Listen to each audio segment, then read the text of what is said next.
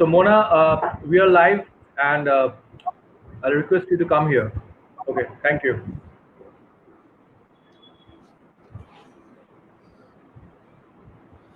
Hi, Mona. Hi. Hi.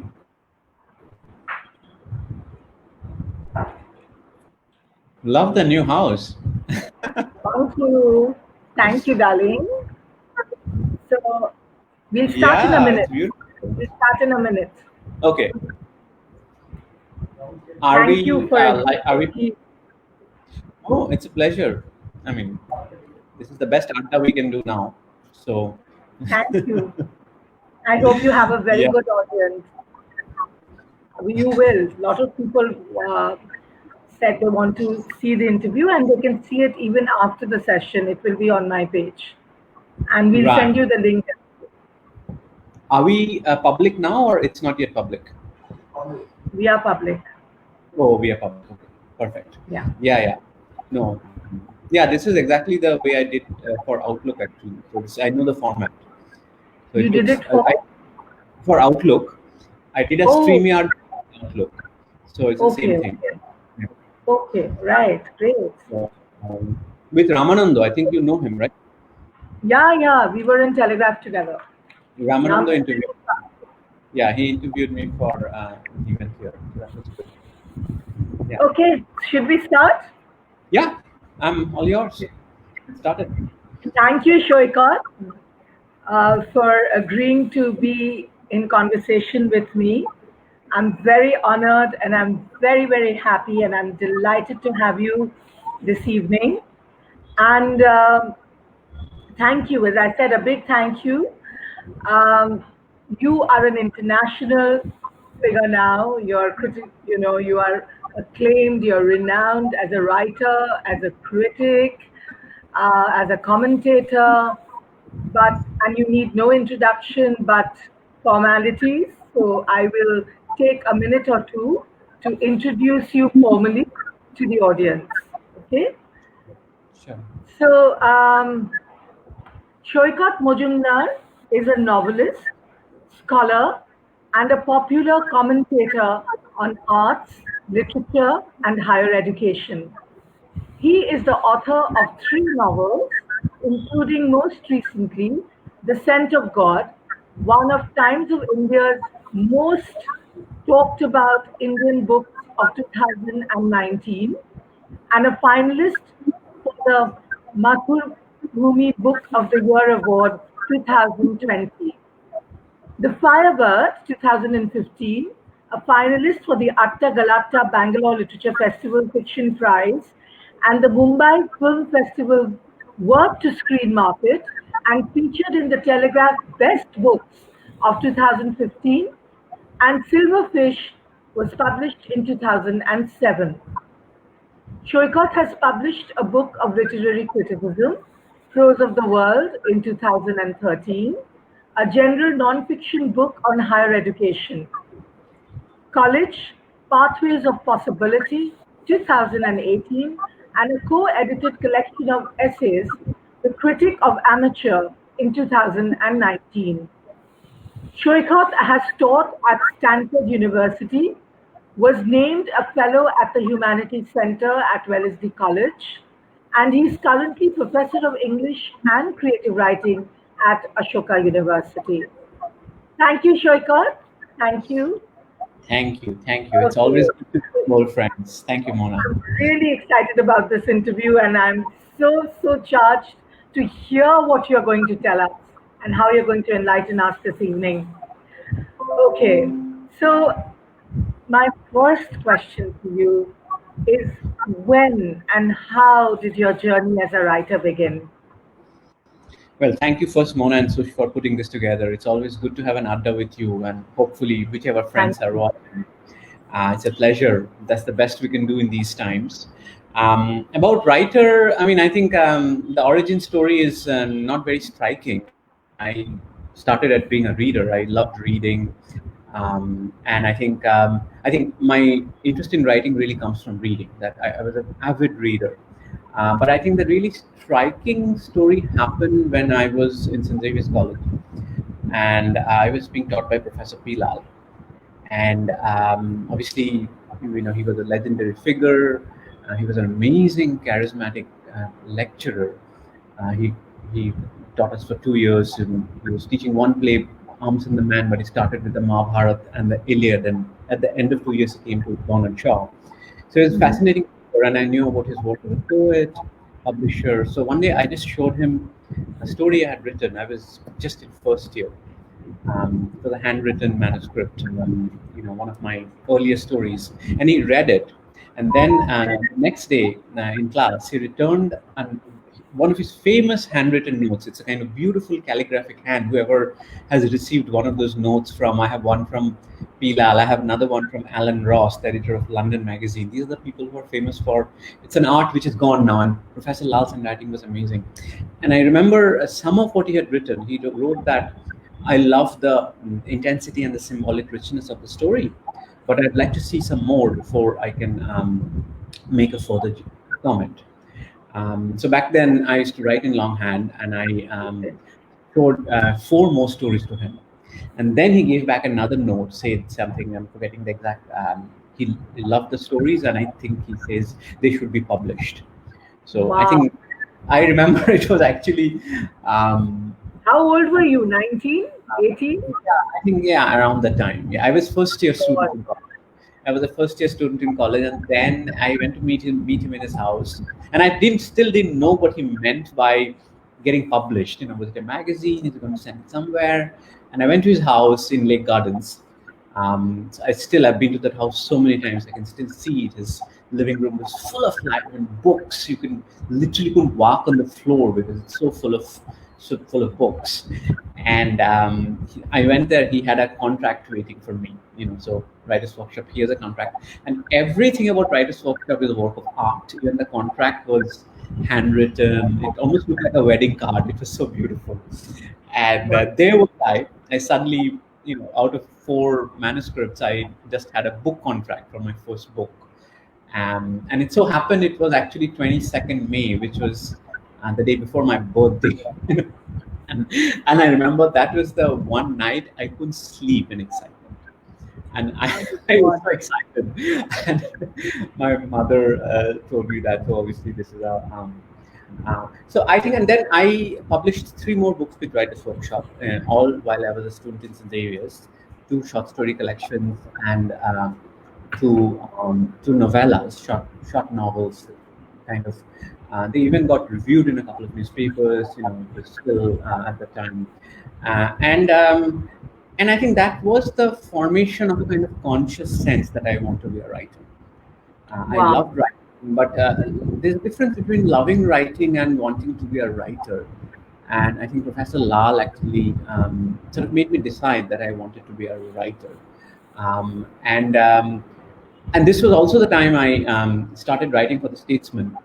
Another figure both of us know and love very much, Mike Flannery. I went and started writing for the Statesman Festival number, and in his office, I met another very dear friend of mine. That's you. You remember that? That was right after I finished in Xavier's and went to Jadavpur. So these are the people who really, sort of made me a writer. And I think what I was gladdest about, being with Professor Lal, I sort of got immersed in that milieu of Writers Workshop, their culture. Even though the heyday of Writers Workshop and its social gathering was long over, that was more of a late 50s, 60s thing, when Indian writers, especially poets, had to battle the conviction that English is really a language in which the Indian writers can write, and there were nasty exchanges. And Professor Lal has published a lot of work on that, so I sort of know that from it. So obviously I was coming long after it, but what I got from him was a very clear sense of writing in English as an Indian, that English is an Indian language too. Obviously when we were growing up, and I think it's true of many students even today, that English is synonymous with a Western language, Western literature. Right. But what Professor Lal and his milieu had worked very hard to establish was that it is actually, people like Nissim Ezekiel, the clearinghouse poets in Bombay and Writers Workshop in Calcutta in the 60s and 70s, they made this a very Indian phenomenon. Professor Lal with his war with the Mahabharata and other things. And for me, this was very important because when I started writing, I thought if I'm writing in English, I must write about a certain kind of people who only meet in cocktail parties, drive certain kind of cars, drink certain, And then I actually read two books I remember very important. One was Amita Bhos's The Shadow Lines, and the other was Amit Chaudhary's Strange and Sublime Address. And what I sensed was that, yes, the vernacular can really be captured in English, and there's a gulf between the reality that is captured, which is not happening in English, but the language in which you're writing it. And this gulf is actually a beautiful thing. It's not alienating. It makes it more. So this is where, and Professor Lal with his milieu. So these were the things which really made me a writer. And then, of course, I went to the US for an MFA in creative writing, and from then on, things kept moving. But it was a long trip, and feel like a writer is always starting, always, doesn't matter how many years he's writing for. Yes. So, Thank you so much. Um, so, how has writing affected your life? And how strict are you when it comes to pushing yourself to writing regularly? right, fair enough. I mean, you should probably ask my family. I think the writers, a family pays the price of having a writer. I'm sure. So there is always tough. Again, as I said, I have mixed feelings about the term being a writer. Is it something you can put in a passport? And when do you start calling yourself a writer? After how many books? What is the difference between I write and I'm a writer? And though I said Professor Lal really gave me that sense of that I want to be in the direction, I have misgivings about it. I greatly admire people who have a more eclectic and almost an accidental arrival at writing, because I also studied literature and I teach literature. I have kind of a unity in my life, because obviously I'm very glad about it, but I like, doctors who fall into writing, engineers, or people who just kind of accidental writers who never thought. And that was never the case with me. I just knew. And why I say this is, and writing is something which I feel cannot be professionalized. There's always a writerly identity is in some ways always a deprofessionalized one, a kind of amateur one. The problem is once you start being known as a writer, and to a degree we feel that you're kind of expected that, oh, you must produce a book every couple of years, and it's kind of like this mechanical. But it's not like that. A writer might write a novel, and then after, so that eclecticism gets lost. So I'm a little, but on the other hand, it's also true that when writing takes over your life, writing completely controls you. And this happens especially with individual books. There's a sense of compulsion. I think the simple reason why you write is the answer is very simple: because you have to. It's really, it sort of surges inside you. And I know when I have a real book inside me. I have started numerous books, and I wrote even 100 pages and threw everything away. I don't have a huge problem with writer's block. I write, but what I have is I have spots of false writing. I've thrown away multiple drafts of novel. But when I'm gripped by something, and this actually happened with me first time when I was writing my second novel, The Firebird, that I felt gripped by the story, that I felt that I had no choice. It's something, it sort of kind of holds you like a ghost and demands to be told. And that's when you know you have a real book. Not when you're just saying that, oh, I'm a writer, so I must come up with something. It's my job. Yeah, it's not a compulsion. It's not like that. I mean, that sometimes works with if you have a weekly column to write, or, like an article, that is fine. But a book, a kind of sort of a large project, especially a novel, I think it's very important that you feel compelled by it.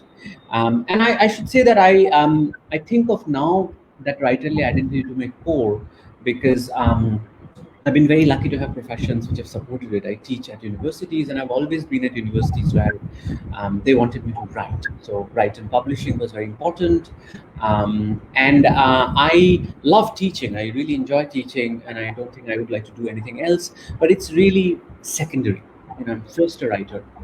I'm first a writer, and then I love teaching. And I like to write in the mornings, because I'm a morning person, and I also like to feel that something I heard about Wallace Stevens while at Stanford, that he never scheduled his classes before 11 o'clock. So he wake up in the morning and he finish his writing, and I can kind of understand that once you finish your day's writing, whatever your goal is, so usually it's a number of words, you feel now my day has meaning. I can go about doing other things. But it's like the first, for some people it's a yoga, for some people it's running, and I think for me it's writing. I need to get that writing done.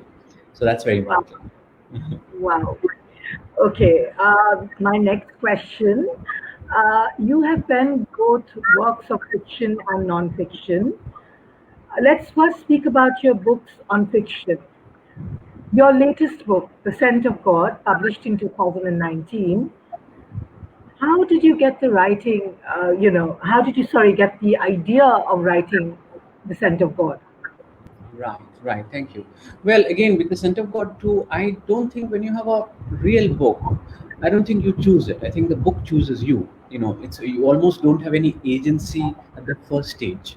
Uh, Only when you start writing, that's when you start to think, become more conscious. Then you start thinking of, other things like narrative, language, dialogue. But the initial push is almost wild. Mhm. And me, what is very important with fiction is atmosphere. I'm a very atmospheric writer. I am gripped by certain atmospheres. And in this case, I knew this atmosphere. I had been to a school like this. And what really struck me was this kind of intoxicating mix of religion and sexuality. I'm very fascinated by the theme of coming of age. That's a very important theme to me because of all the Bildungsroman, two of my novels are in that genre. Because what fascinates me is how the growth process can go wrong. How we are supposed to grow up and become this responsible adult, get a job, finish education, and then strange things happen. Things kind of go wrong. And in both my novels, in both The Firebird and The Scent of God, I think these young boys kind of go in a different direction. They get corrupted. Their growth, their innocence gets corrupted in some ways. And the corruption of innocence is for me a fascinating theme. I'm really drawn by it. And in this case, what was happening was I found this atmosphere where these boys are facing puberty, but they are in an atmosphere of strict religious austerity. And so it's supposedly celibate atmosphere, and yet you come sexually of age, and there's a strange mix of religious austerity and sexual stirrings. At a time when you are not even aware of things like gender, because if it's a boys' hostel, you simply are craving a human touch. You don't even care if the touch is coming from a boy or a girl. At some level, it's a human connection. And the great thing about writing about childhood and early youth is that it's a time of primitive pleasures and terrors. You are Yes. terrified by things, you're pleased by things, but you don't understand what they mean. You don't have the rational, analytical powers of an adult. And I think it's not that that creates another kind of art, but I think this gulf between experience and understanding is fascinating for art. That something punches you in the gut, but you don't quite know what it is. This is the stuff of art, the unknown powerful. In this case, sexuality in this atmosphere of religious evocation was that. And I've always felt that Hinduism, was very sensory. And I think about religion a lot. I can't call myself religious in the conventional sense, but I'm very drawn to religion as an artist. And I think there are certain religions, especially the Abrahamic religions, Christianity, especially Protestant Christianity, Islam, which are sort of, I think of them as more abstract and intellectual religions. And then there are Greek Hellenic religion, Hinduism, even Norse mythology. These are very physical, very sensory, very polytheistic religions. And it's when I in the school in this kind of order, you see the smell of incense, the smell of flowers, the song of hymns. It's a bit like a church mass, and in the middle there's a certain kind of sexual stirring. So I thought this sacred and the profane kind of mix really drew me. And the story is fictitious. I mean, the actual narrative is crafted, but the atmosphere is very real, and the characters are a mix of the fictitious and the real. So I mean, once I the more I thought about it, although there are stories written about Catholic, settings, but nothing is written about a Hindu monastic setting. And I thought it was a impossibly seductive environment, and I had to write this story. And so Wow. that's how. Wow. Thank you so much. Um, what do you have to say about having much more than bodily pleasure in the novel? Right. I mean, as I said, I think the bodily and the spiritual are not really distinct. What really fascinated me was how um, the spiritual becomes bodily and the bodily becomes spiritual.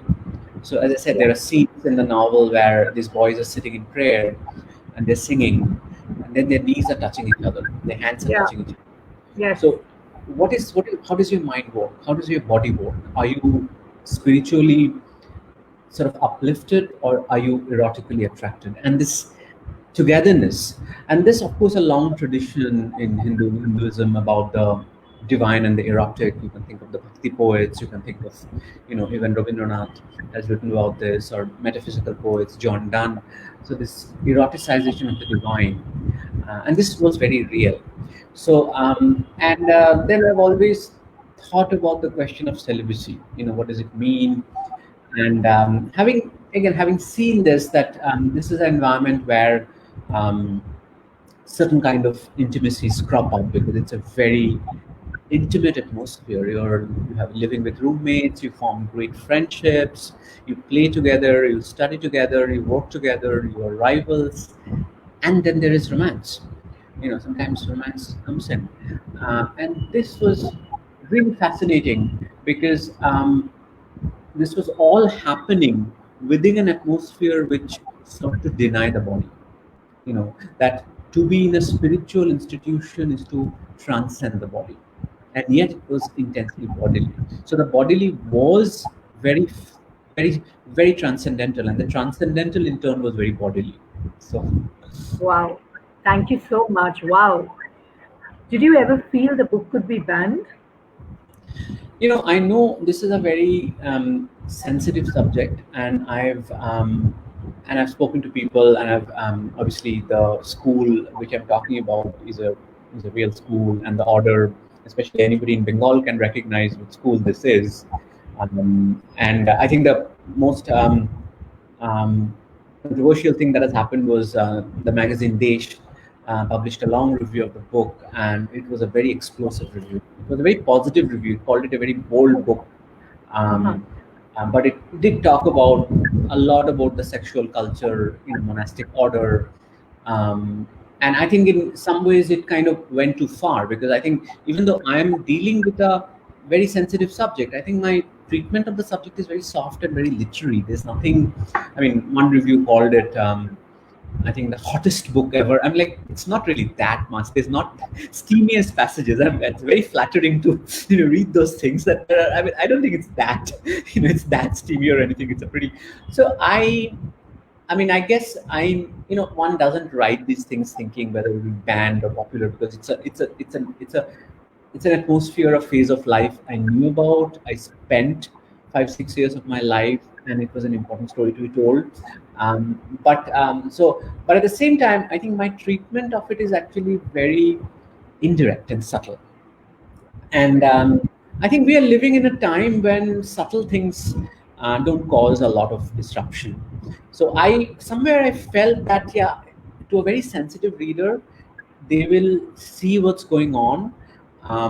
And there are some really explosive themes inside. What is the relationship between Hinduism and homosexuality, for instance? What is the relationship between a saffron monastic order and homosexuality, for instance? What are these monks doing? What is their relationship with the boys? So there's some very explosive questions there. But if you read the book, I think, as I know you've read it, I don't think it comes across as unduly provocative or very disruptive. So somewhere in me, I felt it's going to be fine.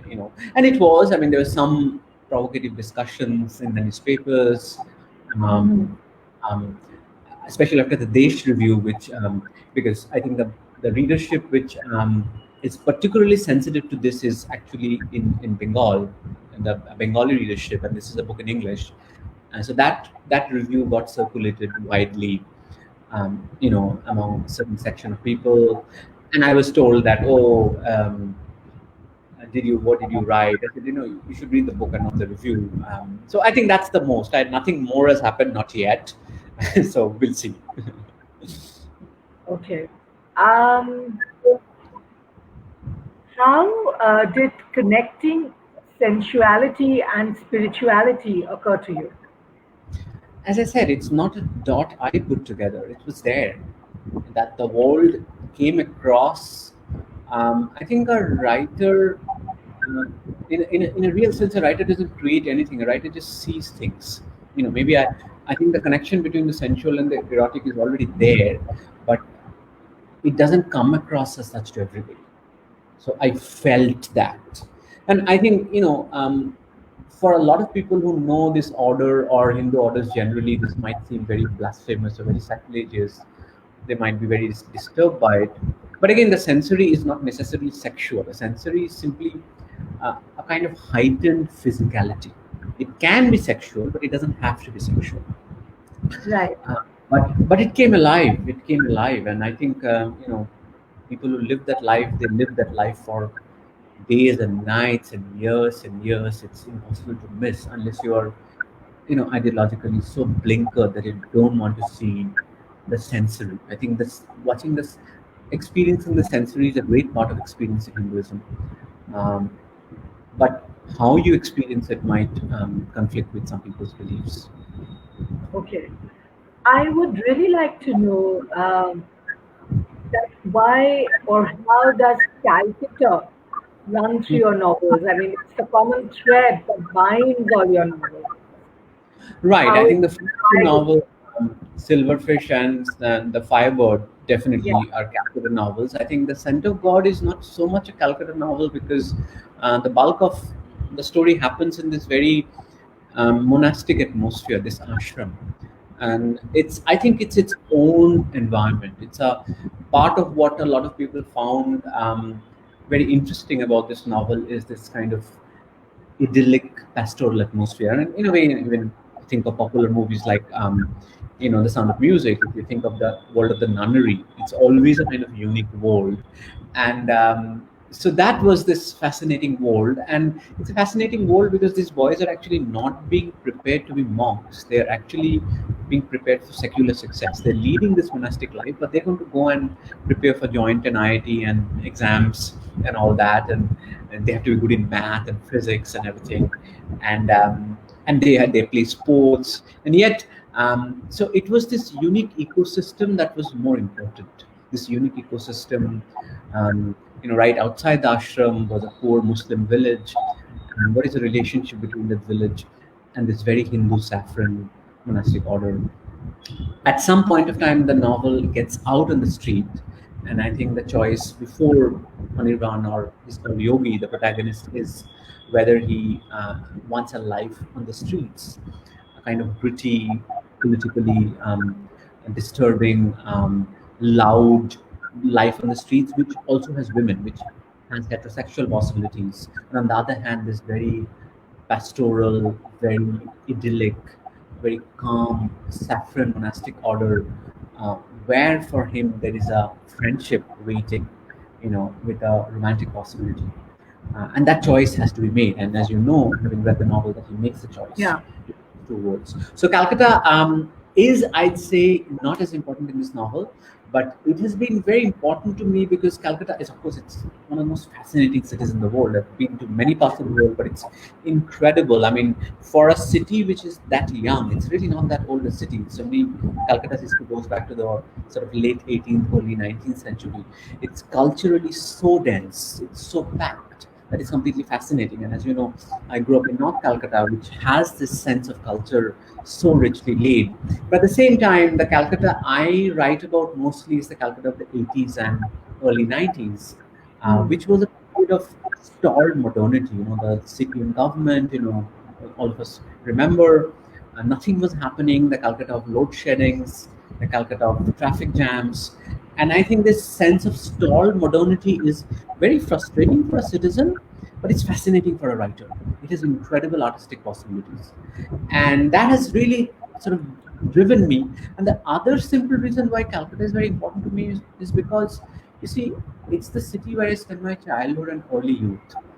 And I once spoke with this American novelist, Fabian Young, a Vietnamese American novelist, and she told me that the first 5 years are all you need. It's like the first 5 years of your life is material for a whole lifetime of fiction writing. And it's a metaphorical thing, but as I said, childhood is so powerful because of the. It's not really just a place thing, because that's a time when you relate to experience in a very intense, visceral way. You don't understand. So the place that is real for you during that time is extremely important. It's very important. I mean, I'm now writing something which is mostly not set in Calcutta. It's set in the US and but more in Delhi.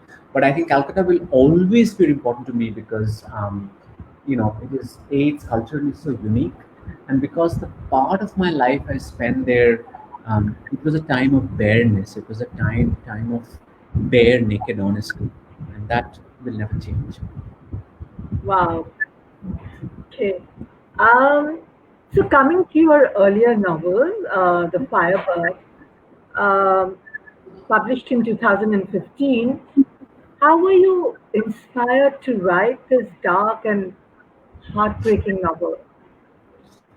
Yeah, I mean, as I said, I mean, for me, I need a simple seed of reality, and then the seed can become a forest. But that seed of reality has to be there, and in this case, the seed of reality was in my own life. My mother was a theater actress, and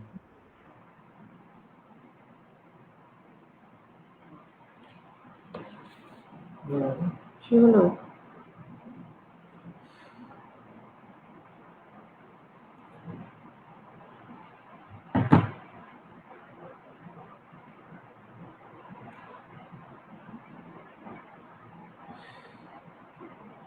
That is the What happened to him?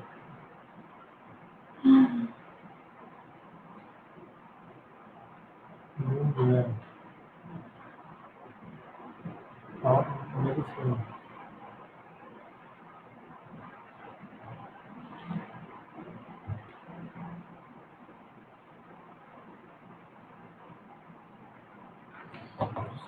Telling this, I think there's some problem with his neck, so we are live, so we'll wait for him. Announce that we are live and wait for him. We are waiting for Shoykot to come back.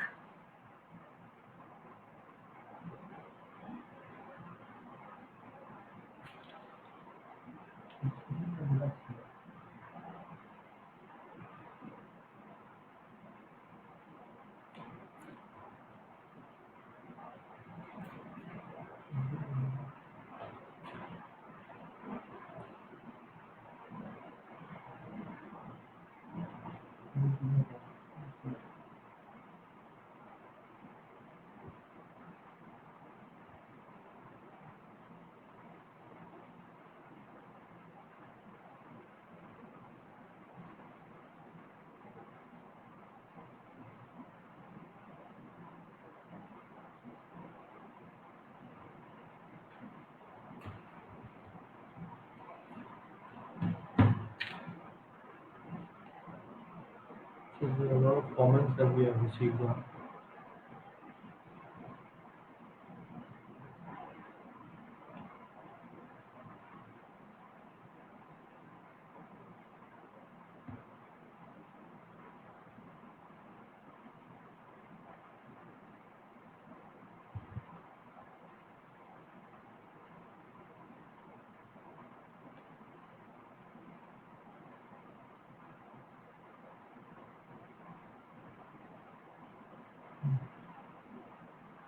It's really live. That's why.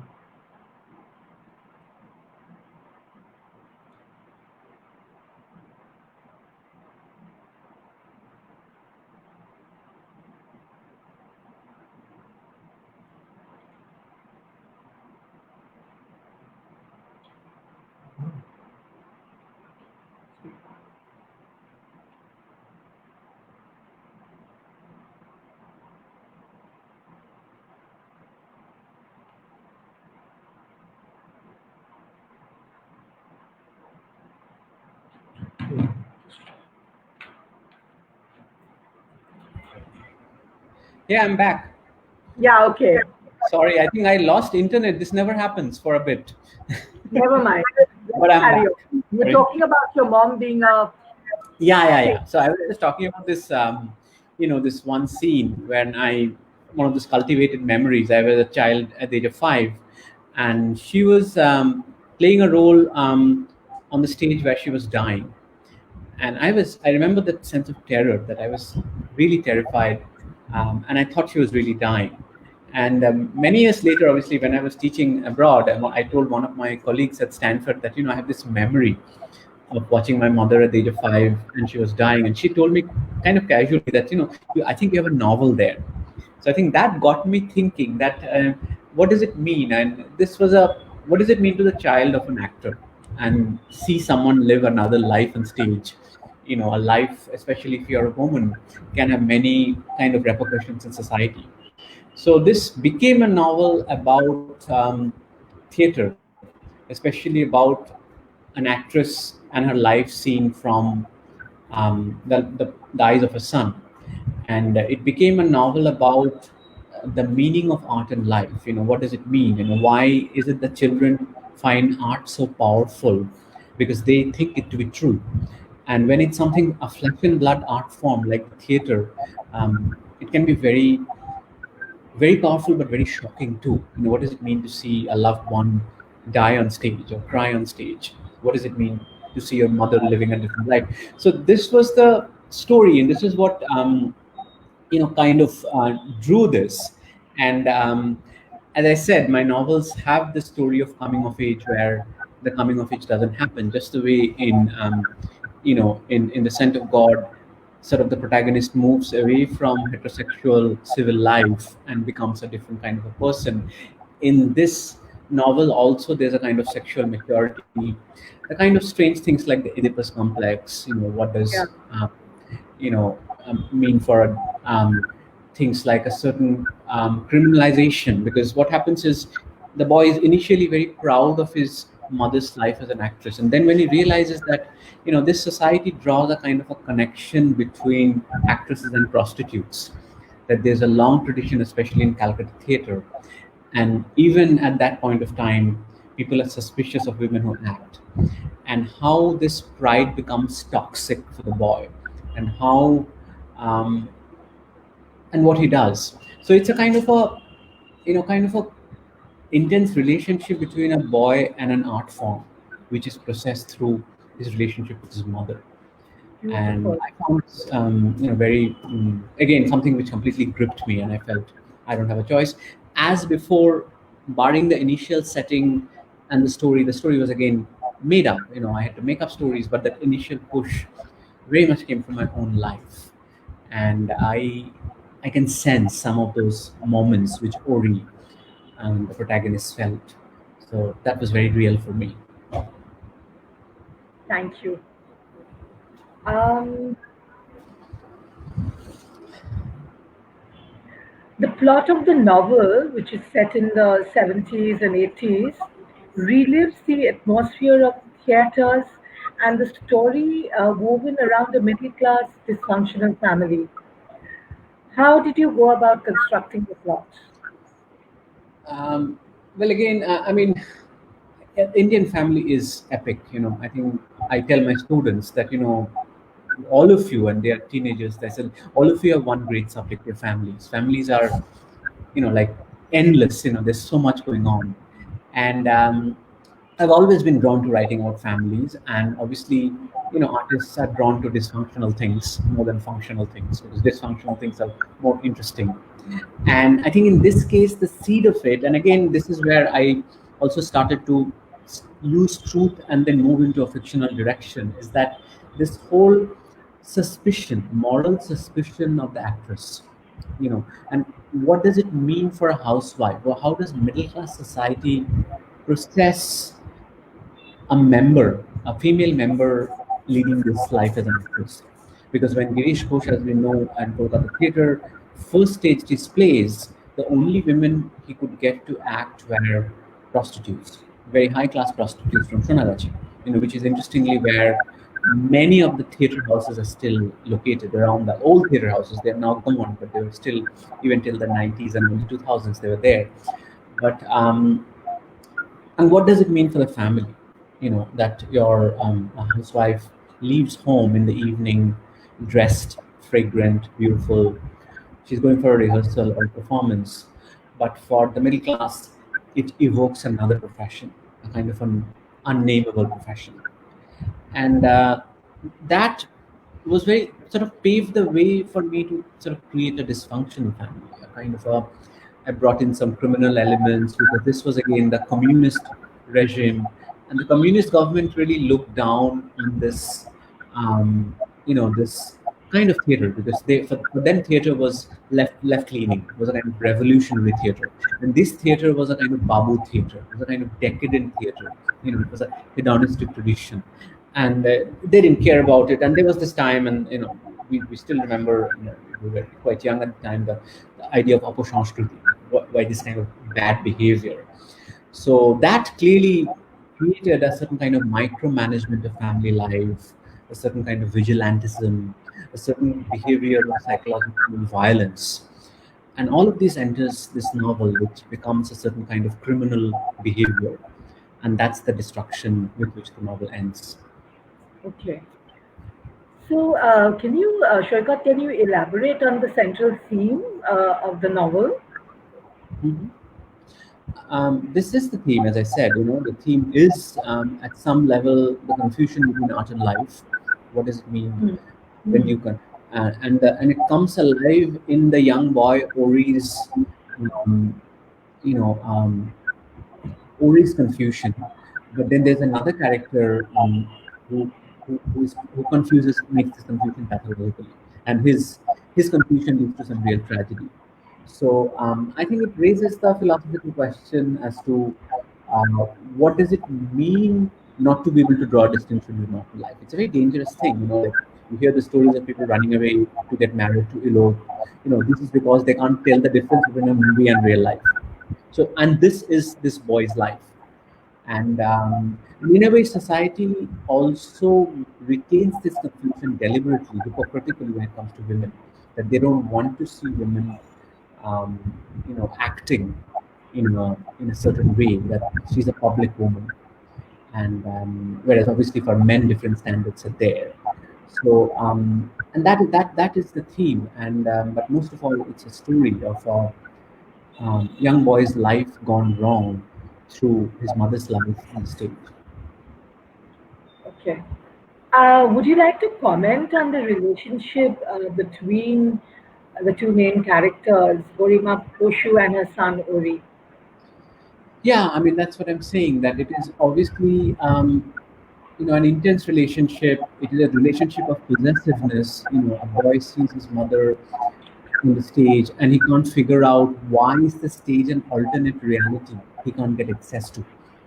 What does it mean to watch a play, not just from the audience or from the wings, but to go into the green room and see somebody maybe they still have the hair from the play, but they have the makeup, but they lifted the makeup, and this same sense of, you can recognize but you can't recognize, this distance, this alien come familiar thing is very, and that starts to govern one's relationship with one's mother, because you start to judge oneself.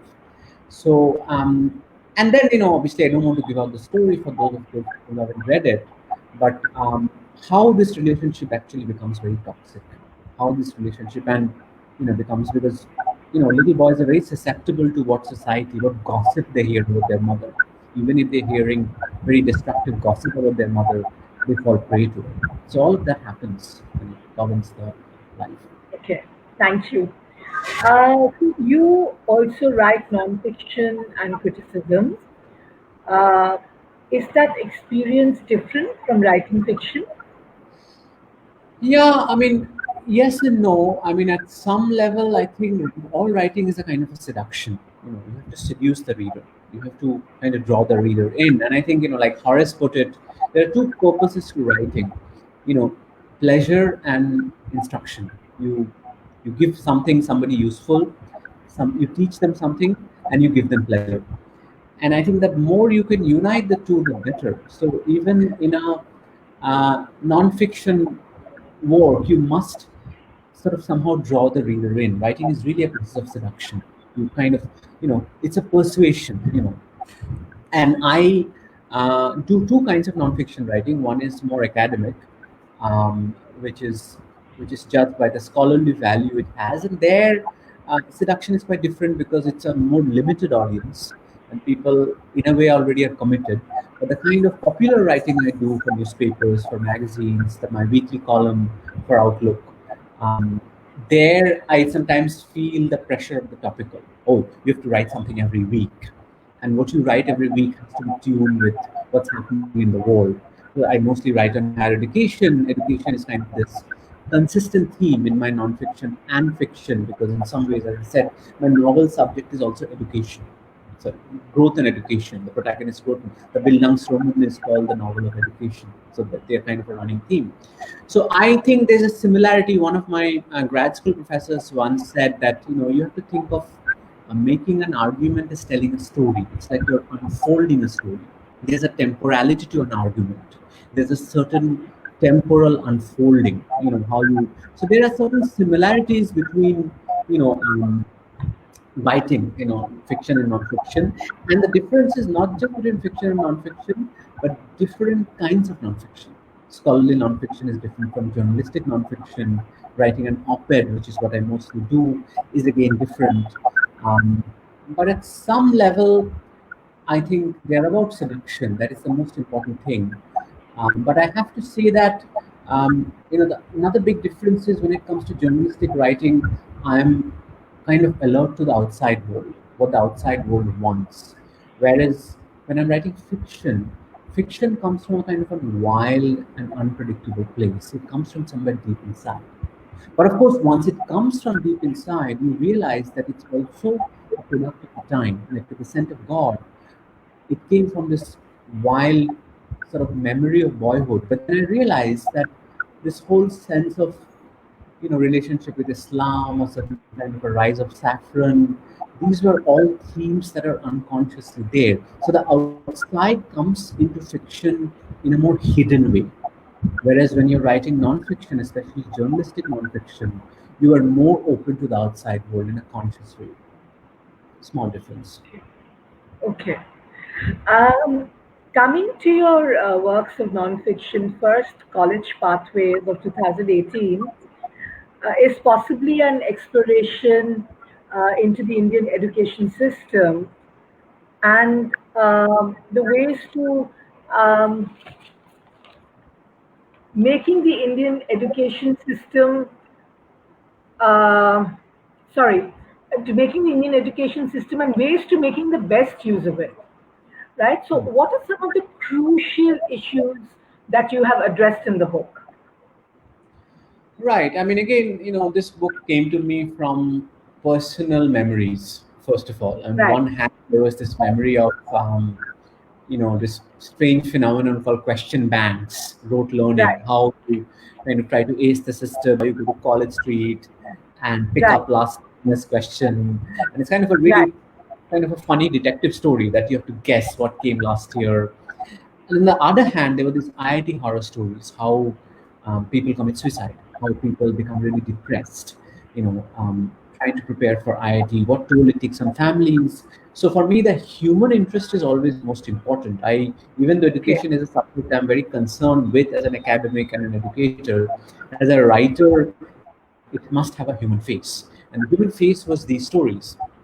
And at the same time, while the idea came to me, I was teaching at Stanford and therefore living in Silicon Valley, where I saw a very different approach between, and combining some of the other questions that you had here, between art, science, technology. And I kept thinking that why were we asked to make this choice between art, science, and commerce? And of course, the new National Education Policy document has just come out, so things are very different now. But this kind of boxed in thinking that you have to be an art student, a commerce student, a science student. And then I'm thinking, like, look at Silicon Valley, they don't make these differences. In fact, when I was at Stanford, there was this, and I talk about this in my book, the computer science department there.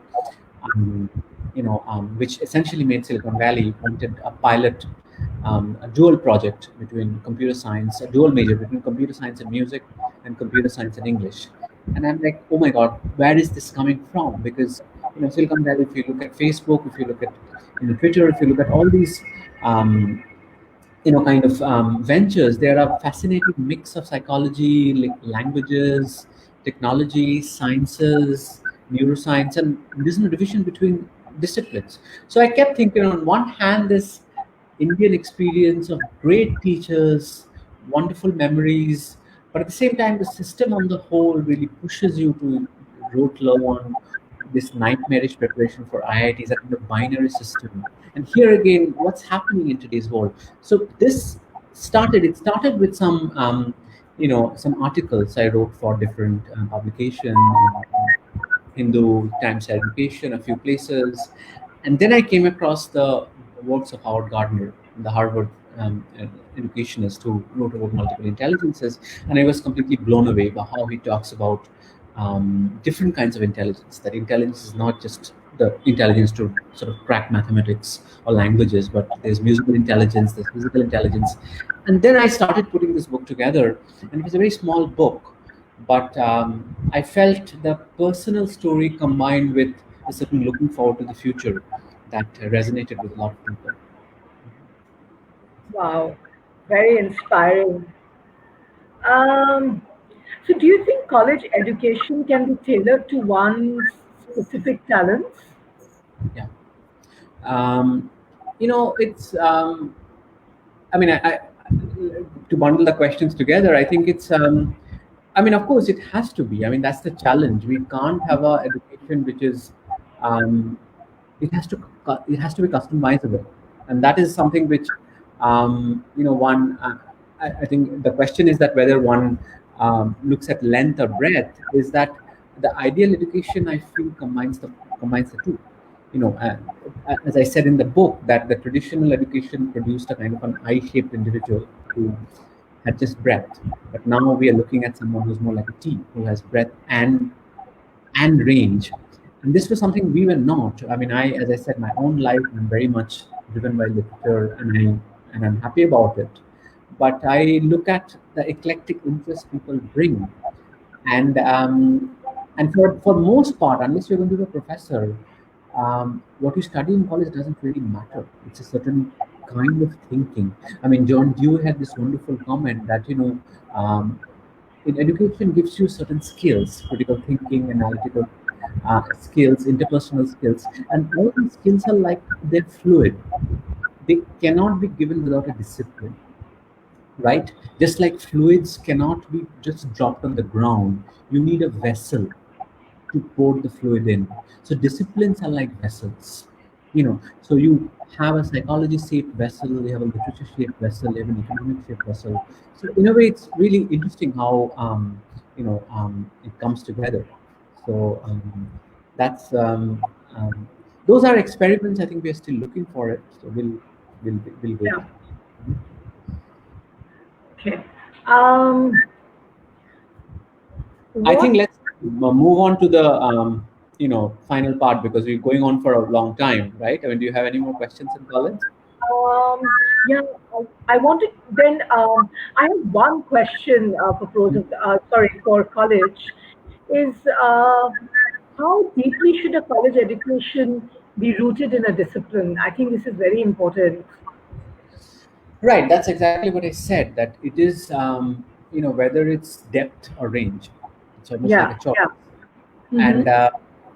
I think the more exciting combinations. I mean, this is something I've always been jealous of. People who can show both qualitative and quantitative strengths at the same time. Right, right. Do that. And the kind of education we have is we are asked to make a choice. And I made a choice. I told myself very early I hate numbers. I'm a language person. These are all. And I think it's very interesting how the kind of cross pollination that happens.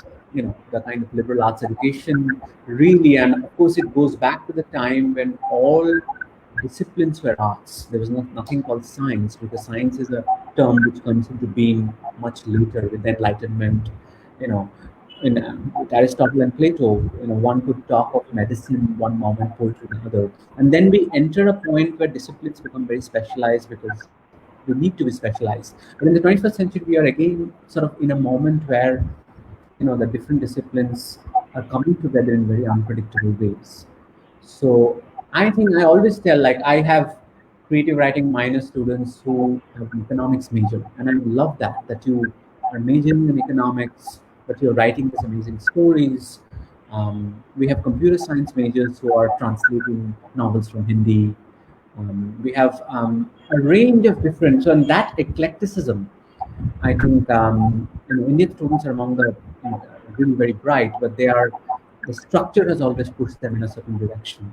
So I think disciplinary thinking should be sort of combined with what I call contradisciplinary thinking. Okay. Coming to Prose of the World, which explores the global life of this narrative aesthetic from late colonial modernism to the present day. We are focusing on a writer each from Ireland, New Zealand, South Africa, and India. Can you elaborate about the book? Yeah, so this book is, see, my academic work is, I was talking about my academic and my popular work, and they obviously kind of influence each other. I think even as a scholar, I've been very drawn by a kind of odd and idiosyncratic themes. Like for this book, I was driven by the idea of boredom. What does the ordinary and the boring, what place does it have in literature? And the more I thought about it, I realized the difference between modern and pre-modern literature is really the ordinary. If you think about a story which is just about a coffee cup, I think it was Anton Chekhov was once asked that, oh, how do you get the idea of your short stories? And he was supposed to have said that, oh, put your cigarette on the ashtray and I'll write a story about it.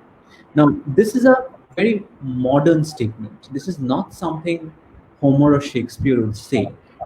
For Homer and Shakespeare, whether they were ashtrays or cigarettes at that time, but the writing a story about coffee cups and cigarettes were not done. The big themes in the epics are love and war and the big emotions.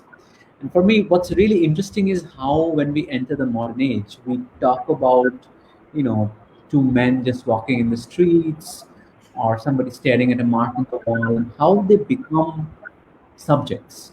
So the evolution of the ordinary, even the boring, in literature was the subject of prose of the world, which obviously has a double sense prose as in the genre prose, but prose as in prosaic. And the very form of the novel in the 18th century actually appears through the idea of the ordinary quotidian life. If in some ways um, the romance was the great form for the feudal age, like Sancho Panza and Don Quixote. There's a great moment in Don Quixote where Don Quixote attacks the windmills and thinks they're demons, and Sancho Panza says these are just windmills, and that is the moment when the feudal age gives way to capitalism, and romance gives the way to novel, which is about much more boring things. It's the age of capitalism. So I was very interested in capturing the question of banality and how it also becomes a colonial phenomenon. And so as you can see, it is a kind of an idiosyncratic theme. It's like this, it comes from the same place where the novels come, really. It is, and of course the writing of it is very different. It has to be engaged with scholarship, it has to engage with a lot of secondary material. But I think the place of origin is still the same. Fantastic. So, what is your message to aspiring writers, Shrikant? Sometimes I think it's impossible to have a message because writing is a lot like living. It's like, you know um, there's something amorphous and shapeless about writing. You can't, it's like saying, it's like being a writer is like being a human being. One thing I should say that, of course, reading is very important. Uh, it's it's not that reading makes you a better writer, but reading certainly makes you a better editor. I mean, like, one thing we like to say, as writers, is like, write drunk, edit sober. And obviously what that means is you don't have much control when you're writing, and that's a kind of a wild phase. But then you enter a cold, analytic, rational phase, which is editing, and that is a skill you can learn. And the more you read, it's like what musicians say about having an ear. So even with writing, you can have a ear for the good sentence. You can have a ear for the right turn of phrase, and that comes from reading. So reading is very important. Form networks. Writing is very lonely. It's not like music or theater, film, which are communal art forms. You just slave away at your. It's kind of isolating. So form network with other writers. Friends. And then finally, you know write if your life depends on it. You will. Don't write for any reason. Don't write for fame. Don't write for money. Those may or may not come. But write if you feel you need to write to breathe. That's a sure sign that you are like. Beautiful. So, what is your message to your readers? I don't know. I'm so glad you're there. I mean, I'm here because you're there. Writer is nothing without a reader. So, I mean, again, one of the really interesting things about literature is that it's so disembodied. I often don't know who my readers are. Now, in the age of social media, I do get to know a lot of people send me messages, but I think the vast majority of your readers are people you'll probably never see. Um, and and it's also so. I mean, I'd say, well, thank you for reading, thank you for engaging. I think a writer just doesn't look for praise. A writer looks for engagement. um, I think there's a great phase. I was talking about Elizabeth Costello, James Kudzia's book yesterday, and there was a moment when somebody said that, "Oh, the heavyweights are dealing with the heavyweight problems," and then Elizabeth Costello says, "Oh, am I not a heavyweight writer?" She says, this person says, "Oh, you're heavyweight, but you're not a problem." So what I think a writer looks for is this engagement. I am fine about being problematic. If something I write is problematic, that's actually an honor. It's not that I always have to be praised. Honest criticism is sometimes more important than empty praise. So if I can trouble somebody, if I can keep somebody awake, if I can keep somebody awake, that's as exciting as giving somebody a peaceful walk. But most of all, thank you. I have nothing but great gratitude from the readers. If you're there, if you're listening, if you listen to this later, thank you for the engagement. I really exist because you do. Thank you for So, Shoikat, what are what is what are you currently working on? So I'm working on a novel. I've in the last stages. I've finished the first draft. It's a novel. It's a campus novel. It's a campus novel, which is actually a retelling of a classical myth about mentoring. Hmm. And the subject of this novel is the teacher-student relationship. What are the ethics? What are the limits of the relationship? What does it mean to mentor somebody? Um, um, what is success? What is failure? Again, education has always been important in kind of less direct way. In this novel, it's very direct. It is Hmm. set in a college campus, and it's quite different from anything I've written before. It's lighter, it is more human, but we'll see how it turns out. I'm still working on it. I'm also working on a couple of academic book chapters, the Cambridge Companion to the Essay. I'm writing an overview of essay in the world of empire, and essay Hmm. in the post world. Um, I'm also writing. I have my weekly column with Outlook, so I write the column every week, every couple of weeks, again on education, and I also write for a variety of different newspapers and magazines. So writing life is always there. I think Wow. now lives are confined. I think in a way that's the only escape that we have: reading and writing. Shrikat, before you leave us, uh, one or two questions. There's one question from Shumita Basu. She asks you, I do you think NEP 2020 satisfies what your book college talks about? Uh, Actually, yes. I mean, I've read the higher education part more carefully than primary education, and I had the good opportunity of interacting with the members of the committee when this draft NEP was being formed, and we had a lot of conversation about liberal arts and their place, especially with Manjul Bhargav, who was a Princeton mathematician whom I've written about in college. So we talked about it, and I definitely think it does um, make a lot of space for the liberal arts. What worries me a little bit is there's a certain narrative about the liberal arts which invokes an India which is not very pluralistic. It invokes a Sanskritic India, and India. I think the history of India is much more pluralistic than that. It leaves out other aspects of India. But that's the rhetorical part. I think what it suggests in terms of curriculum, I think it's quite exciting. But it will see if it how long whether it can be actually realized fully. Because much of the success of NEP, I think, and I've written about this already, depends on faculty research. Faculty research is the place from which pedagogy and even teaching vision comes. And I think the problem is, I think in India, the culture of research is are not very strong. Barring a few pockets, we really don't compare with the leading Western centers, and that is something that cannot be changed overnight. Okay. Now there's another question from Ruma Chakraborty.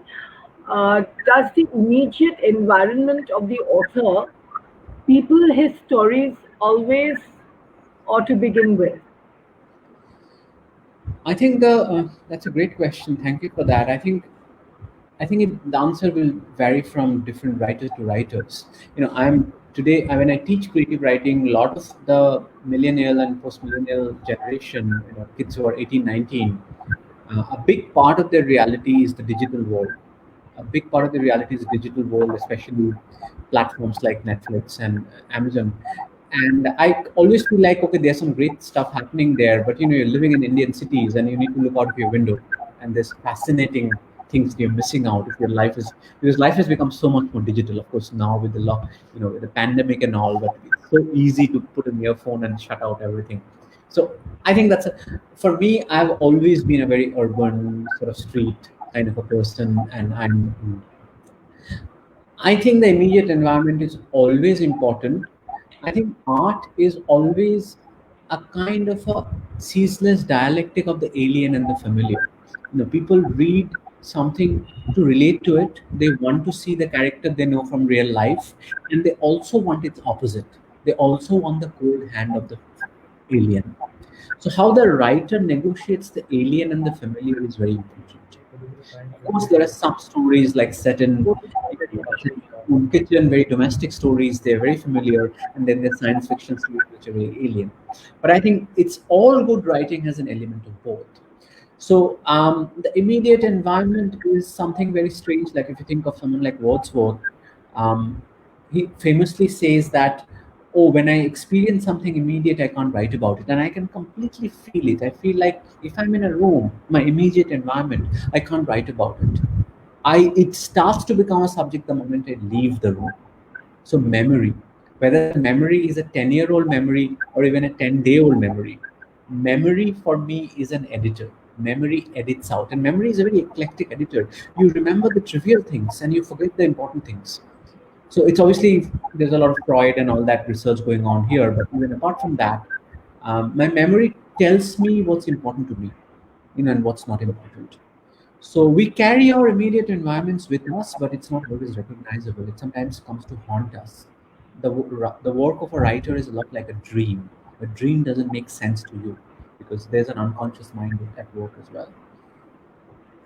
Thank you so much, Shoika. That was so enlightening, inspiring, interesting. You're such a fabulous speaker. I mean, if you go through the comments, you'll see what people have said about the way you've spoken about your work, about your writing, about your vision, about your aspiration. Thank you so much, Shoikot. And on behalf of all your readers and listeners this evening, I wish you all the very best.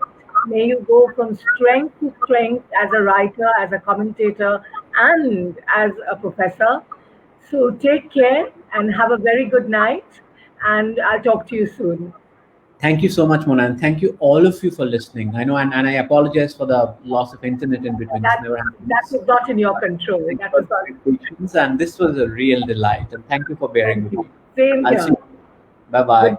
Bye. See you.